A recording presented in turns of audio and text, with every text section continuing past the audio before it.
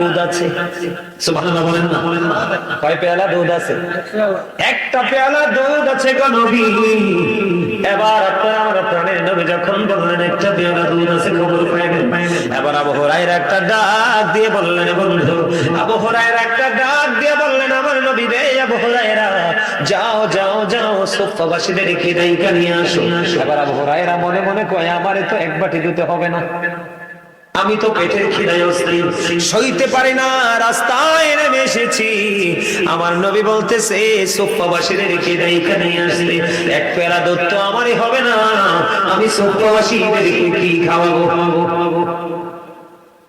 এবার কি করলেন?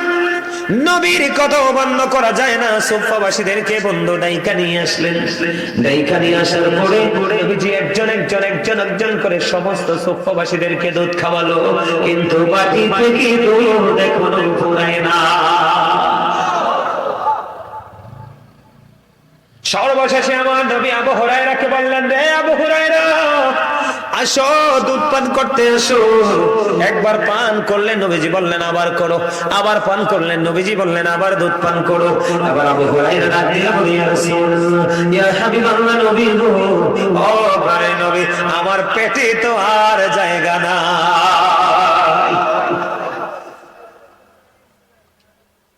সুফফাবাসীদেরকে খাওয়ালেন, পেট ভরে দুধ খাওয়ালেন হযরতে আবু হুরায়রাকে। সর্বশেষে আমার নবী দুধ পান করলেন। তাহলে নবীর কথা মানলে লাভ হয় না লস হয়? বরকত হয় নাকি বরকত দূরে চলে যায়? শুধু এখানে একান্ত নয় বন্ধু, খন্দকের যুদ্ধের সময় হযরতে জাবের রাদিয়াল্লাহু তাআলা আনহু ওই যুদ্ধের ময়দানে আসলেন। আপনারা আমার প্রাণের নবীকে দেখে বললেন, নবী গো, আমার বাড়িতে কিছু খাবারের আয়োজন করেছে গো নবী, আমার বাড়ি কিছু আনসার সাহাবী নিয়ে চলুন চলুন চলুন, কিছু মুহাজির কিছু আনসার নিয়ে চলুন। খেয়াল করেন বন্ধু, খেয়াল করেন, আমার নবী কি শিক্ষা দিয়েছে। আমরা বন্ধু দুনিয়ার আরামটাকে এত বেশি বিলাসী ভাবে নিয়েছি, কিন্তু এই আরাম তো চিরস্থায়ী না। গতকালকের আগের দিন খেয়াল করেন, গতকালকের আগের দিন আমার সম্পর্কে ভাতিজি হয়, হঠাৎ করে বুকে ব্যথা, পেটে ব্যথা, হসপিটাল ডাক্তারের কাছে নিছে, রাখে নাই, আরেকটা লোকাল হসপিটালে নিছে, নিকটস্থ স্বাস্থ্য ক্লিনিকে নিছে, রাখে নাই। পরে কুমিল্লা মেডিকেল কলেজে আনছে। কুমিল্লা মেডিকেল কলেজে আনার পরে আপনার মেয়েটা সাথে সাথে মারা গেছে, মাত্র ইন্টারমিডিয়েটে পড়ে। কি করে? মাত্র ইন্টারমিডিয়েটে পড়ে। এবার বুঝতে পারছেন নি মানুষের হায়াতটা কত ছোট হইছে? কথা বলেন না? এইরকম মেয়ে, বাচ্চা মেয়েকে আপনার বুকে ব্যথা, পেটের ব্যথায় মারা যাওয়ার কথা, কিন্তু মারা গেছে। আগের যুগের মানুষের হায়াত ছিল লম্বা, সুস্থতা ছিল বেশি, খাবার খাইতো সুস্বাদু, কিন্তু তাদের মধ্যে কোনো অহংকার ছিল না। কিন্তু এখনকার যুগের মানুষের মধ্যে অসভ্যতা বেশি, নোংরামি বেশি, হায়াত ছোট, সুস্বাদু খাবার তো খাইতে পায় না, সার। কিন্তু এত প্রতিকূলতা থাকার পরেও কিন্তু তাদের অহমিকা যায় না। কোনটা ভালো? আগের যুগের মানুষ। এখন থেকে দিন যত গড়াবে জাহান্নামের সংখ্যা ততই পৃথিবীতে আপনারা দেখতে পাবেন। কারণ মুরব্বীদের অন্তরে এখনো খুঁজতে পাওয়া যায়, তাদের মধ্যে এখনো আদব কায়দা নিয়ম নীতি আছে, কিন্তু এখনকার ছেলেরা এগুলোতে নাই। তার কারণ হলো এখনকার ছেলেরা এগুলো নিয়ে চর্চা করতে পছন্দ করে না, করে তারা বেঈমান কাফেরদেরকে নিয়ে চর্চা। ঠিক কিনা বলেন? খেয়াল করেন বন্ধু, কত মজার জিনিস। হযরতে জাবের বললেন, কিছু লোক নবীজি সঙ্গে সঙ্গে জানিয়ে দিলেন, তোমরা সবাই চলো জাবেরের বাড়িতে দাওয়াত। তোমরা সবাই কথা বলে না, কি করো? কিন্তু হযরতে জাবের রাদিয়াল্লাহু তাআলা তো সবাইকে দাওয়াত দেয় নাই। বন্ধুরি আমার, সবাই চলো। সবাই বন্ধু রওনা দিলেন জাবেরের বাড়ির দিকে। বরকতের কথা বলছি, খাওয়াইলে দিলে বরকত কমে না, বরং বরকত বাড়ে।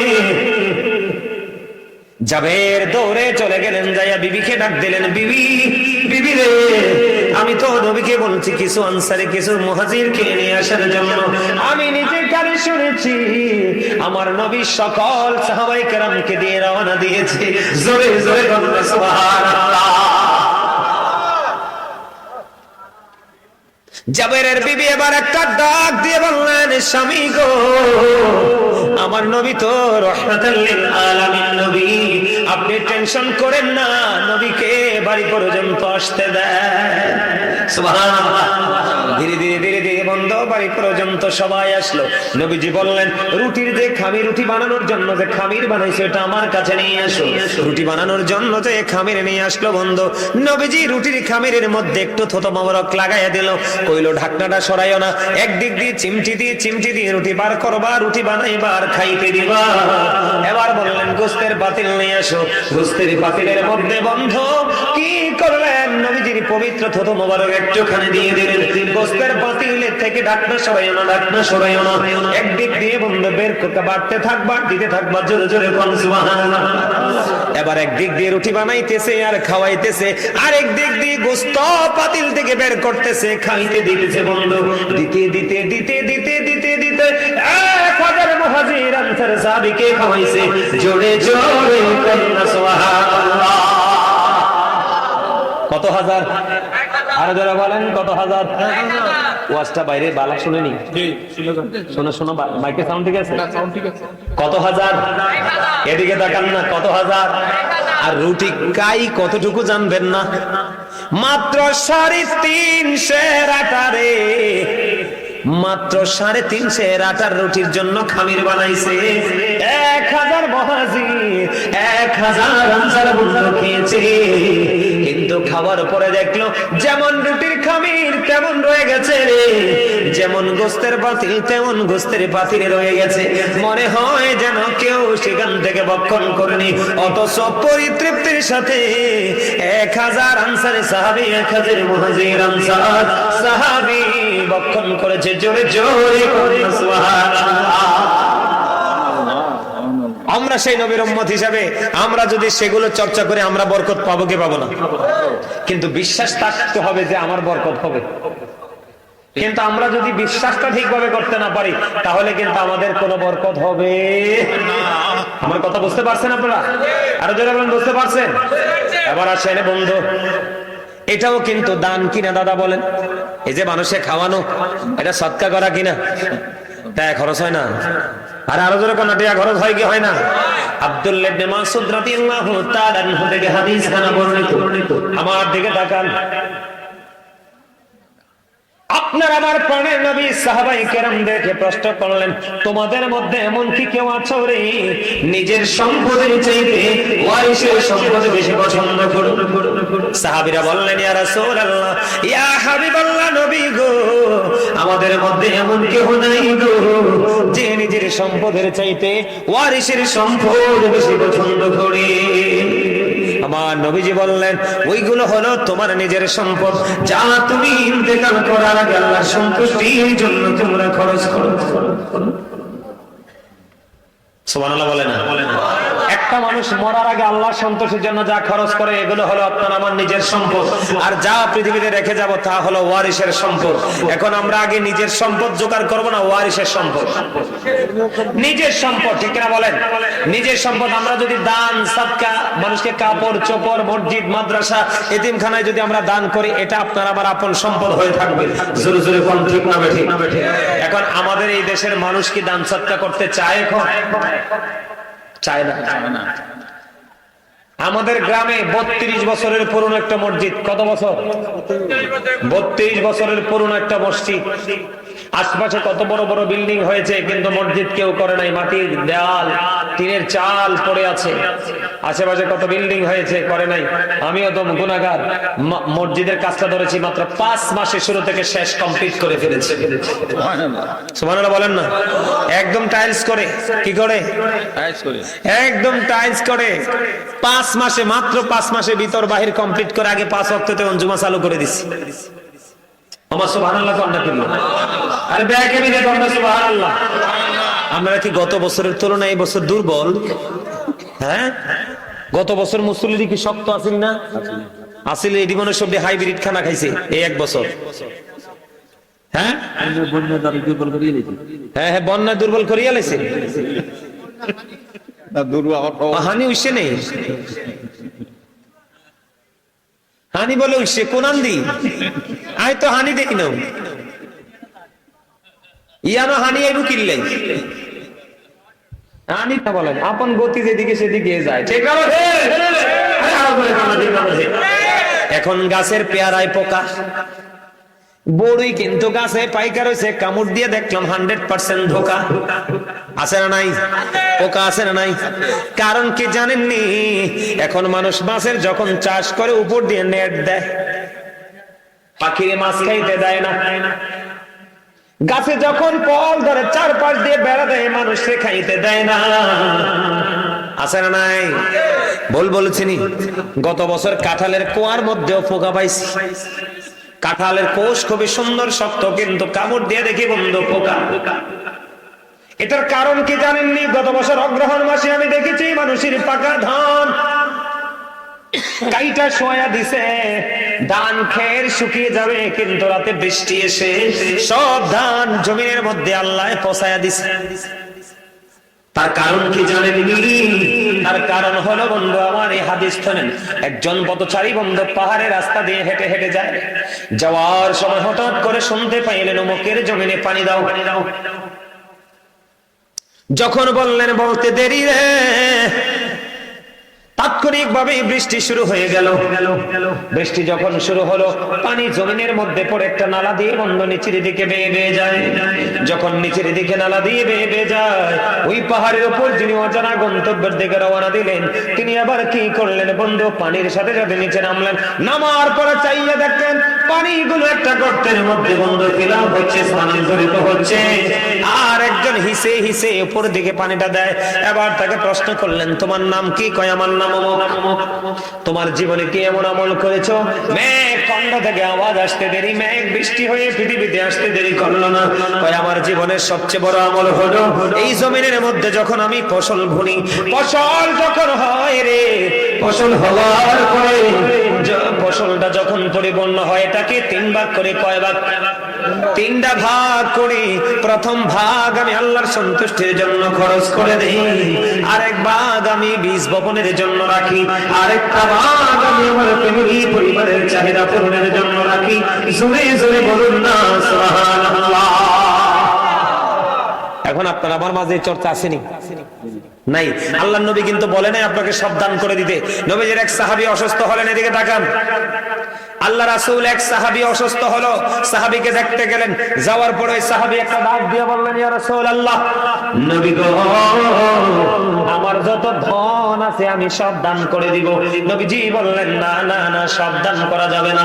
এবার বললেন, ইয়া রাসূলুল্লাহ, তাহলে আমি অর্ধেক দান করে দিব। নবীজি এবার বললেন, না না না, অর্ধেকও দান করা যাবে না। এরপরে বললেন, ইয়া রাসূলুল্লাহ, তাহলে আমি 1/3 দান করে দিব। এদিকে তাকান, মানে 3 ভাগের 1 ভাগ দান করব। নবীজি বললেন, হ্যাঁ এটা করতে পারো। এবার আপনারা প্রশ্ন করতে পারেন, হুজুর নবীজি 3 বার কেন গো না করলেন? কেন 3 বার না করলেন? এটার কারণ হলো আল্লাহর নবী বলেছে, তোমার ইন্তেকালের পরে তোমার ওয়ারিস, তোমার সন্তানেরা অন্যের কাছে হাত পাতলে ভিক্ষুকের মতো ওই এই অবস্থায় তুমি তোমার সন্তানকে রেখে যেতে পারো না।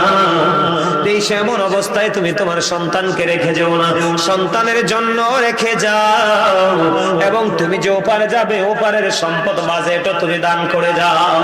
জোরে জোরে বলুন সুবহানাল্লাহ।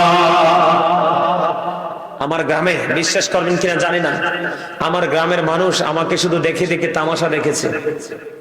কিছু লোক দিয়েছে, কিছু অল্প থোড়া থোড়া কিছু টাকা দিয়েছে, একেবারে অল্প কিছু। যেমন ধরেন মসজিদে প্রায় 1/2 কোটি টাকা গেছে, আমার যে মসজিদে প্রায় 1/2 কোটি টাকা গেছে, কিন্তু সব মিলে গ্রামের মানুষের থেকে আমি 1 লক্ষ টাকাও পাইনি। কত বড় আফসোসের কথা দাদা, খেয়াল করছেন নি? কত বড় আফসোসের কথা খেয়াল করছেন? অথচ এক একজনের ছাদ দিয়ে দিয়ে কত সুন্দর সুন্দর বিল্ডিং বানাচ্ছে, মসজিদে টাকা। অনেকেই গরু কিন, মসজিদের কাজ চলতেছে, একজনে গরু কিনছে, মসজিদে টাকা দেয় না। আরেকজনে জমি কিনতেছে, মসজিদে টাকা দেয় নাই। আসল কথা হচ্ছে মসজিদে তো টাকা, সবার টাকা মসজিদে লাগবে।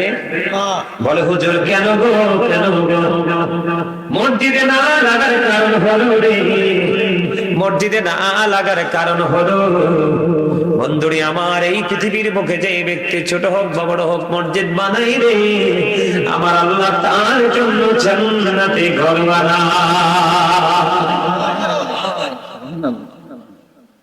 হাদিস শরীফের মধ্যে এসেছে জান্নাতের বাগানটা আবার ছোট হোক বা বড় হোক, মাটির হোক বা টিনের হোক বা পাকা ইটের হোক, ছোট হোক বা বড় হোক, দুনিয়ায় যদি তোমরা কেউ মসজিদে সাহায্য করো, মসজিদে দান করো, তুমি তার চেয়ে দুনিয়া এবং দুনিয়ার চেয়ে উত্তম জান্নাতে ঘর তুমি বরাদ্দ পাবে।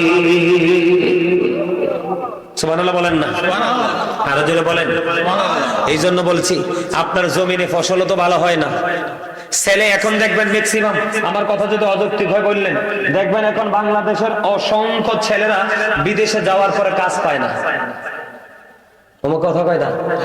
তাহলে মনে আপনাদের মক্তবপুরে এরকম ঘটনা ঘটে নাই? অসংখ্য ছেলেরা বিদেশে কাজের কোনো হদিশ। কেন হদিশ নাই জানেন? তার একটা মাত্র কারণ, সে কারণ হলো তাদের নিয়ত সহি নাই। কি নাই?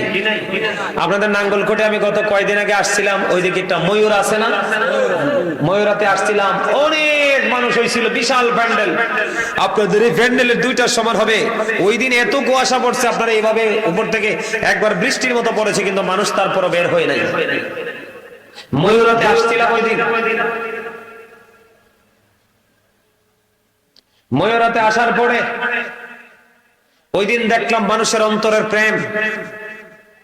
ওয়াজ করতে করতে আবার কিনে আমার বলতেছে, হুজুর আমাদের মসজিদের অবস্থাটা একটু বেহাল অবস্থা, একটু যদি একটু সাহায্য করতেন। পরে মানুষের কাছে হাত পাতলাম, যথেষ্ট মানুষ দিয়েছে মসজিদের জন্য। হুজুর এই জায়গায় সে কাজটা আটকাই গেছে, যার যতটুকু সাধ্য আছে, যার এক বস্তা সিমেন্ট দেওয়ার অধিক ক্ষমতা আছে সেও দিয়ে গেছে। আমি এখানে এই জন্য আপনাদেরকে বিভিন্ন দিক দিয়ে বুঝাইছি। আপনাদের এখানে আসার পরে খবর পাইছি এখানে নাকি ওযুখানা হয় নাই। আপনাদের এখানে ওযুখানার কাজ বাকি আছে মসজিদে। এই কাজটা আপনারা সবাই সম্মিলিতভাবে করতে চান কি চান না? নাকি চলে যাবেন আমার থুইয়া? আর জোরেন চলে যাবেন? হ্যাঁ, ওযুখানার কাজ বাকি। মানে ওযুটা করাইবেন যে আপনি কেমন সওয়াব পাইবেন জানেননি? আর জোরে কর না। কারণ লা তুকবালু সালাতুন বিগাইরি তুহুর ওয়ালা সাদাকাতুন মিন কুরুন, পবিত্রতা ছাড়া ইবাদত কবুল হয় না, হালাল টাকা না হইলে দানও কবুল হবে না। তাহলে নামাজের আগে আপনাকে পবিত্র হতে হবে, আর পবিত্র হতে হলে ওযু করা লাগবে। সুবহানাল্লাহ বলেন না? আর জোরে বলেন সুবহানাল্লাহ। এই ওযুর জায়গা না থাকলে নামাজ পড়বেন কিভাবে? এটা আগে দরকার। এবং টয়লেট আপনাদেরকে আগে ভালো করে বানানোর দরকার। কারণ আপনাকে পরিপূর্ণ পবিত্র হয়ে মসজিদে প্রবেশ করতে হবে। আপনারা করবেন কিনা? এই আমার দিকে তাকান। আমার নবীজি বন্ধু জানিয়ে দিয়েছে, পৃথিবীর মানুষ, পৃথিবীতে তোমরা দুই ধরনের মানুষের সাথে কম্পারিজন করো। কয় ধরনের মানুষ? দুই ধরনের মানুষ। এবার আপনারা আমাকে প্রশ্ন করতে পারেন, বলে হুজুর এই দুই ধরনের মানুষেরা কারা? আমার নবী বলেছেন তোমার সমাজে এই দুই ধরনের মানুষ আছে। একজন মানুষ হলো সুশিক্ষায় শিক্ষিত, একটা হলো শুধু শিক্ষিত। নবীজি বলেছেন যে ব্যক্তি সুশিক্ষায় শিক্ষিত ব্যক্তিটা তার শিক্ষার আলো দিয়ে সমাজ থেকে অন্ধকার দূর করে দেয়। তুমি ওই ব্যক্তির সাথে কম্পিটিশন করো যে আমি এমন শিক্ষিত হয়ে সমাজ থেকে অন্ধকার দূর করে দিব। হুজুর আরেকটা পার্সনকে, আরেকটা দলকে আমার নবী বলেছেন, আরেকটা দল হলো তোমার সমাজের ধনী মানুষ এবং দানবীর। ধনী মানুষ এবং দানবীর, যেই ব্যক্তি ধন উপার্জন করে শুধু আল্লাহর সন্তুষ্টির জন্য খরচ করে। সুবহানাল্লাহ বলেন না কেন? আর জোরে বলেন সুবহানাল্লাহ। এখনো বন্ধুরে আমার নবীজি বলে দিয়েছেন এইভাবে তোমরা কাজ করো। কারণ আপনি ইমানদার হতে হলে, আপনি মুমিন হতে হলে আপনাকে একটা কাজ করতে হবে। সূরা বাকারার শুরুতে আল্লাহ বলেছেন আল্লাযীনা ইউমিনুনা বিল গায়বি ওয়া ইউকিমুনাস সালাতা ওয়া মিম্মা রাযাকনাহুম ইউনফিকুন। আমার আল্লাহ বলেছেন সাবধানে ওরা কারা যারা অদৃশ্য বিশ্বাস করে, সালাত কায়েম করে, ওয়া মিম্মা রাযাকনাহুম ইউনফিকুন। আল্লাহ রাব্বুল আলামিন বলতেছে আল্লাহ যে সম্পদ দিয়েছে আপনাকে, এই সম্পদ থেকে যারা দান করে, জোরে জোরে বলুন সুবহানাল্লাহ। এখন আমি যদি আপনাদের কাছে একটুখানি সাহায্যের হাত বাড়াই, আপনারা দিবেননি? মসজিদের ওযুখানার জন্য কথা করে দিবেননি আপনারা? আমি কি আপনাকে বলছি ওই সাহাবীর মতো সব দিতে বলছিনি? অর্ধেক দিতে বলছিনি? অর্ধেক না, সব না, আপনার সাধ্যের মধ্যে যতটুকু থাকে আপনারা দিলে ওই ওযুখানার কাজ হবে, আপনারা না দিলে ওযুখানার কাজ হবে। আল্লাহর ঘরের কাজ কখনোই বন্ধু থেমে থাকে না। এটা আল্লাহর প্রিয় বান্দাদের হাত দিয়ে বন্ধু এটা উঠে, ঠিক কিনা বলেন? আরো যারা বলেন উঠে যায় কি যায় না? এখন আপনারাই মসজিদের জন্য দান করবেন নি? করবেন? করবেন? দান করলে লাভ না লস? হ্যাঁ, লাভ। কেমন লাভ জানেননি আপনারা? একটা গরুর বাচ্চা, আমাদের বাংলাদেশের অনেকে গরুর বাচ্চা, ছাগলের বাচ্চা, মুরগির বাচ্চা কিনে না, হাঁসের বাচ্চা। বাচ্চা যখন বড় হয়, পারফেক্ট হয়, বা মুরগি বন্ধু হাঁস ডিম দেয়, কথা বলেন না কেন? যখন ডিম বিক্রির সময় হয় সে ডিম বিক্রি করে, যখন বাচ্চা ফোটানোর সময় হয় ডিম মুরগির নিচে দিয়ে দেয়, ডিম পাশের বাচ্চা ফুটে একটা একটা করে করে দুইটা করে করে তিনটা এমনি করে করে বন্ধু অনেক বাচ্চা হয়ে যায়। গরু একটা কিনলে অনেক গরু হয়ে যায়, ছাগল একটা কিনলে অনেক ছাগল হয়ে যায়। ঠিক এই পৃথিবীর বুকে আপনি 1 টাকা দান করে যাবে, এই দান আপনাকে কাল হাসরের ময়দানে বন্ধু পাহাড়ের মতো বন্ধু একটা গরু থেকে যেমনি পুরো গৃহ গোয়াল ঘরটা পুড়ে যায়, 1 টাকা দান থেকে আপনি কত হাজার কোটি টাকার বেনিফিট পাবেন সেটা কল্পনাও করতে পারবেন না। এই জন্য বলবো মসজিদের জন্য দান করবেন, মাদ্রাসার জন্য করবেন, রাস্তার জন্য করবেন, গরিবের এতিমদের অসহায়দের করবেন, যার বস্ত্র নাই তাকে বস্ত্র দিবেন, যার টাকা নাই সামর্থ্য থাকলে টাকা দিয়ে সাহায্য করবেন, যার খাবার নাই সামর্থ্য থাকলে খাবার দিয়ে সাহায্য করবেন, কিন্তু কখনোই অপচয় করা যাবে না। কথা বলেন ঠিক না? ঠিক? আরো জোরে। আপনারা কি আমাকে একটু সাহায্য করবেন? ওমা আওয়াজ যখন ছোটই গেল, বেশি হয় না তো, মাত্র 11:30। আপনারা যত তাড়াতাড়ি দিবেন, মানুষ আপনারা যত তাড়াতাড়ি দিবেন, আমি তত তাড়াতাড়ি আপনাদেরকে নিয়ে একটু তাদেরকে একটু কালেকশন ছোট্ট করে দিয়ে দোয়া করে আপনি আমরা সবাই যাব। রাজি আছেন? আমার কথা কয় না? রাজি নাই আপনারা? আছেন? বলেন সর্বপ্রথম যে হুজুর এই মসজিদের ওযুখানার জন্য আমি দিব। একজন দাঁড়ান সর্বপ্রথম। গত বছর কিন্তু আপনারা ওযুখানার জন্য আমি 10,000 টাকা দেব। সভাপতি আজকে মাহফিলের সভাপতি। মন্ডলী আমার, আজকের মাহফিলের সভাপতি সাহেব জনাব আলহাজ নুরুল হক সাহেব, বন্ধুরি আমার, আজকের মাহফিলের সভাপতি, তিনি মসজিদের সভাপতি, তিনি এই ওযুখানার জন্য দিবেন 10,000 টাকা। মারহাবা। আল্লাহ গো, আল্লাহ আলহাজ নুরুল হক সাহেবকে তুমি কবুল করে নাও। আল্লাহ ওনার জীবনের গুনাহগুলি মাফ করে দাও। আল্লাহ ওনার হায়াতের মধ্যে তুমি বরকত দিয়ে দাও। আল্লাহ ওনাকে তুমি নেক হায়াত তুমি বাড়িয়ে দাও। আপন স্বজন যারা কবরে, আল্লাহ প্রত্যেকের কবর আযাব তুমি বন্ধ করে দাও। আল্লাহ দুনিয়ায় যারা বেঁচে আছে সবাইকে তুমি নেক হায়াত তুমি বাড়িয়ে দাও। আল্লাহ মসজিদের পবিত্রতার জন্য, এই ওযুখানার জন্য তিনি দান করেছেন গো আল্লাহ, ওনার দানের সিলাই ওনাকে তোমার প্রিয় বান্দাদের অন্তর্ভুক্ত করে নাও। জোরে জোরে কন্যা আমিন। হুজুর আমার 2 ছেলে বাহরাইন আছে, দোয়া করি। আজকের মাহফিলের সভাপতি সাহেব আলহাজ নুরুল হক সাহেব, মসজিদের সভাপতি সাহেব, ওনার 2টা ছেলে বাহরাইন আছে। আল্লাহ এই তোমার ঘর মসজিদের পবিত্রতার জন্য, ওযুখানার জন্য দান করেছে, এই দানের উসিলায় ওনার সন্তানদেরকে অনেক উপার্জনের ব্যবস্থা তুমি করে দিও, রহমত বরকত তুমি দিয়ে পরিপূর্ণ করে দিও। জোরে জোরে কন্যা আমিন। কাজী মুজাম্মেল হক, মাস্টার কাজী মুজাম্মেল হক, উনি নগদ দিয়ে দিয়েছেন 5,000 টাকা। মারহাবা। আরো ধরে কন্যা মারহাবা। আপনারা চলে যাচ্ছেন কেন?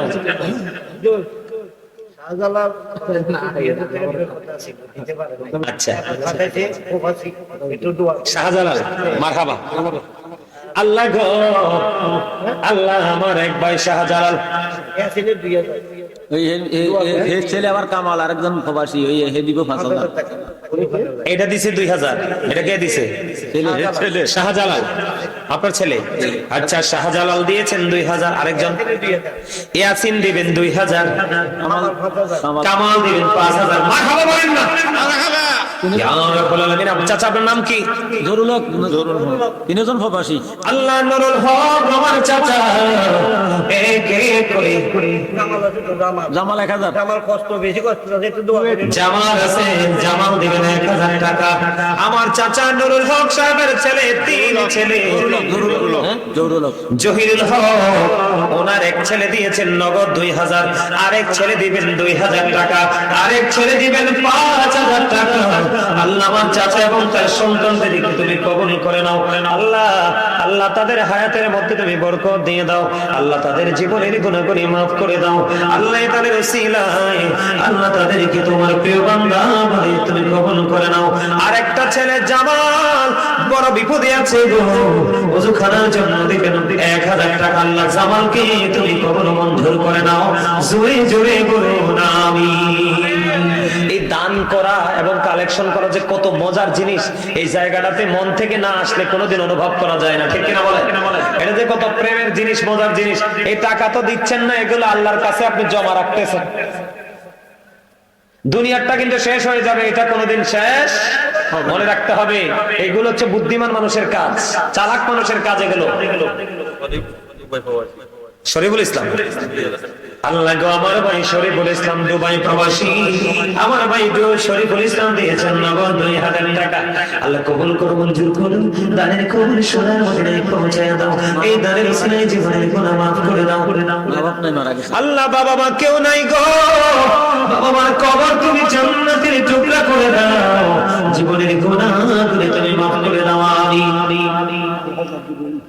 আলহাজ আব্দুর রহিম সাহেব নগদ দিয়ে দিয়েছেন ওযুখানার জন্য 5000 টাকা। জোরে জোরে মারহাবা। আল্লাহ আব্দুর রহিম সাহেবকে তুমি কবুল করো, মঞ্জুর করো। জীবনের গুনাহগুলি তুমি মাফ করো। তাদের মধ্যে তুমি বরকত দাও। আপন স্বজনের কবর আযাব তুমি বন্ধ করে দাও। দুনিয়ায় যা বেঁচে আছে গো, সকল ইনকামের মধ্যে তুমি বরকত দাও। জোরে জোরে পড়ো আমিন। মরহুম জোহরের ব্যাপারের ছেলে মোহাম্মদ তাজুল ইসলাম, আমার দুজনের বাসা না। আপনার নাম কি? তাজুল ইসলাম সাহেব। ওনার বাবা মা কেউ নাই রে, বাবা মার জন্য তো আছে। নগদ দিয়ে দিয়েছেন 2000 টাকা। আমার হাবা। আল্লাহ চাচা তার বাবা মার জন্য তো আছে, তার বাবা মাকে তুমি কবুল করে নাও। কবরটাকে জান্নাতের টুকরা করে দাও। আল্লাহ সকাল তো সন্ধ্যা নবীজির দিনদান তুমি নসিব করে দাও। আজকের দানের উসিলায় তোমার প্রিয় বলে কবুল করে নাও। আমিন। মসজিদের মোতাওয়াল্লি অ্যাডভোকেট খানদান আলী 10,000 টাকা। কই আছে? ঢাকাতে ওই 10 কোটে আছে। এখন তো নাই। জি আছে, উপস্থিত আছে না এখন উপস্থিত নেই। বলছি মসজিদের মোতাওয়াল্লি সাহেব খানদান আলী অ্যাডভোকেট, অ্যাডভোকেট ব্যারিস্টার খান জাহান আলী, উনি দিবেন ওযুখানার জন্য 10,000 টাকা। আমার হাওয়া। আল্লাহ অ্যাডভোকেট খান জাহান আলী সাহেবকে তুমি কবুল করে নাও। মা শুধু মারা গেছে। আল্লাহ, মা আছে বাবা নাই, মার হায়াত বাড়িয়ে দাও, বাবার কবর আযাব বন্ধ করে দাও। আল্লাহ ইনকামের মধ্যে তুমি বরকত দিয়ে দাও। জোরে জোরে বলো আমিন। হ্যাঁ হ্যাঁ, দিয়ে দিছে, দিয়ে দিছে। এটা কে দিছে? আলী নূর বাবু নগদ 5,000 বাকি বাবু। আলী নূর, আলী নূর বাবু, ওই আলী নওয়াব আবু মিয়া, তিনি নগদ দিয়েছেন 5,000 টাকা। আরো প্রতিশ্রুতি দিয়েছেন আরো দিবেন 5,000 টাকা। জোরে জোরে কন্যা মারহাবা। আল্লাহ কবুল করো, মঞ্জুর করো। দানের কবুল সোনার ফিরে পৌঁছে দাও। জোরে বলো আমিন। খুরশেদ আলম 2,000 টাকা। খুরশেদ আলম নগদ দিয়েছেন 2,000 টাকা। জোরে জোরে কন্যা মারহাবা। আল্লাহ খুরশেদ আলমকে তুমি কবুল করো, জীবনের গুনাহগুলি মাফ করো। উবাইদুল হক 5,000 টাকা দিবে। ওবায়দুল হক দিবেন 5,000 টাকা। মারহাবা। মারহাবা বলেন না, তাহলে সব হবে তো। আপনারা যাইয়েন না, বসেন, আমি শেষ করে দিচ্ছি। মাত্র 30 মিনিট। আপনারা সবাই একটু আল্লাহর রাস্তায় দান করে নাও, আমি খুশি হব। এগুলো থাকবে আপনার আমার জন্য চিরকাল অমর হয়ে থাকবে। ঠিক না বলেন? আর বলেন। হ্যাঁ বলেন, নামগুলো বলেন। জনাব নুরুল নবী সিঙ্গাপুর প্রবাসী 5,000 টাকা। জনাব নুরুল নবী সিঙ্গাপুর প্রবাসী দিবেন 5,000 টাকা। মারহাবা। আল্লাহ দুজনকে তুমি কবুল করে নাও, জীবনের গুনাহগুলি তুমি মাফ করে দাও, হায়াতের মধ্যে তুমি বরকত দিয়ে দাও। আল্লাহ তাআলার ওসিলায় তাদের জীবনের গুনাহগুলি মাফ করে দাও। আপন স্বজনের কবর আযাব কিয়ামত পর্যন্ত তুমি বন্ধ করে দাও। কাজী নজরুল ইসলাম 5,000 টাকা। জনাব কাজী নজরুল ইসলাম দিবেন 5,000 টাকা। মারহাবা। আল্লাহ কবুল করো, মঞ্জুর করো। দানের খবর তুমি সোনার মদিনায় পৌঁছে দাও। এই দানের ওসিলায় আল্লাহ তাদেরকে তোমার প্রিয় বলে কবুল মঞ্জুর করে নাও, আমিন। কইলে 300 টাকা দিছে। 3 জন মহিলা দিয়েছেন 300 টাকা। মারহাবা। ওমর ফারুক আমার ভাতিজা, সৌদি আরব প্রবাসী, 5,000 টাকা দিবে। ওমর ফারুক সৌদি আরব প্রবাসী, ওমর ফারুক দিবেন 5,000 টাকা। মারহাবা। আরো জোরে বলুন মারহাবা। এই দোয়া লাগতো না, রাত কি বেশি হয়ে গেছে? হ্যাঁ, এগুলা কি ইবাদতের অংশ না? এগুলা কি ইবাদত না? সাফিয়া খাতুন 100 টাকা। মারহাবা। আল্লাহ কবুল করো, মঞ্জুর করো। দানের খবর সোনার মদিনায় পৌঁছে দাও। এই দানের সিলাই জীবনের গুনাহগুলি মাফ করে দাও। হায়াতের মধ্যে তুমি বরকত দিয়ে দাও। মনে যত আশা সব আশা তুমি পুরা করে দাও। জোরে জোরে করো আমিন। মোহাম্মদ সবুজ দিবে 2,000 টাকা, ব্যবসায়ী। মোহাম্মদ সবুজ বিজনেসম্যান, উনি দিবেন 2,000 টাকা। মারহাবা। এটা কে দিছে? আমার ভাই নজরুল ইসলাম দিয়েছেন নগদ 500 টাকা। মারহাবা। আল্লাহ কবুল করো, মঞ্জুর করো। দানের খবর সোনার মদিনায় পৌঁছে দাও। এই দানের উসিলায় জীবনের গুনাহগুলি মাফ করে দাও। আয়াতের মধ্যে তুমি বরকত দিয়ে দাও। আল্লাহ তাদেরকে তোমার প্রিয় বলে কবুল মঞ্জুর করে নাও। জোরে জোরে কোন আমিন। আর একটু মহব্বতে করুন আমিন। আর কে আছেন বলেন? মা বোনদেরকে বলবো, এখন দিতে পারবেন না, কোনো সমস্যা নেই। আব্দুল কুদ্দুস ওযুখানার জন্য নগদ দিয়ে দিয়েছেন 1,000 টাকা। মারহাবা। আল্লাহ কবুল করো, মঞ্জুর করো। দানের খবর সোনার মদিনায় পৌঁছে দাও, আমিন। রুবেল মাধবপুর থেকে বাবা মার জন্য দোয়া চেয়ে দিয়েছেন 500 টাকা। মারহাবা। আর জোরে বলেন না মারহাবা। জামেলা বেগম, জাহানারা বেগম নগদ দিয়েছেন 100 টাকা। মারহাবা। আল্লাহ জাহানারা বেগমকে তুমি কবুল করে নাও। শামসুন নাহার গরিব মানুষ নগদ দিয়েছেন 100 টাকা। মারহাবা। আল্লাহ কবুল করো, মঞ্জুর করো। দানের খবর সোনার মদিনায় পৌঁছে দাও। এই দানের উসিলায় জীবনের গুনাহগুলি মাফ করে দাও। হায়াতের মধ্যে তুমি বরকত দিয়ে দাও। আপন স্বজনের কবর আযাব তুমি বন্ধ করে দাও। ইয়া রাব্বুল আলামিন, আমাদের সবাইকে তোমার প্রিয় বান্দাদের অন্তর্ভুক্ত করে নাও। জোরে জোরে কোন আমিন। আর কি আছেন বলেন? ডিসেম্বরের 3 তারিখ গরিপুরের এখানে গেছে এক মাহফিলে। এও মসজিদের সমস্যা, অনেক কাজ বাকি। হুজুর একটু কালেকশন করে দেন। কালেকশন করে দিছি। নুরুন নবী 5,000 টাকা লেখাইছেন, 2,000 টাকা নগদ। নুরুন নবী